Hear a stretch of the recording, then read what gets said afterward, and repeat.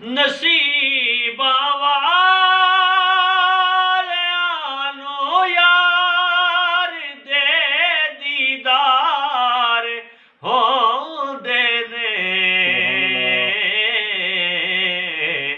ਤੜਪਦੇ ਨੇ ਜੋ ਅਜੇ ਯਾਰੋ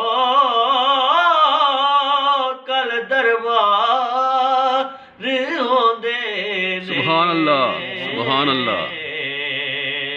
ਤੜਪਦੇ ਨੇ ਜੋ ਅਜੇ ਯਾਰੋ ਉਹ ਕਲ ਦਰਬਾਰ ਹੁੰਦੇ ਨੇ। ਗੁਨਾਹਗਾਰਾਂ ਗਰੀਬਾਂ ਲਈ ਦਿਨੇ ਰਾਤੀ ਦੁਆ ਮੰਗਣੀ। ਗੁਨਾਹਗਾਰਾਂ ਗਰੀਬਾਂ ਲਈ ਦਿਨੇ ਰਾਤੀ ਦੁਆ ਮੰਗਣੀ।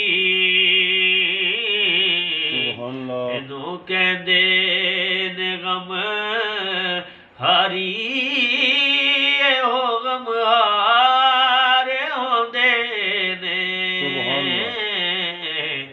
ਇਹਨੂੰ ਕਹਿੰਦੇ ਨੇ ਗਮ ਹਾਰੀ ਇਹੋ ਗਮ ਹਾਰੇ ਹੁੰਦੇ ਨੇ।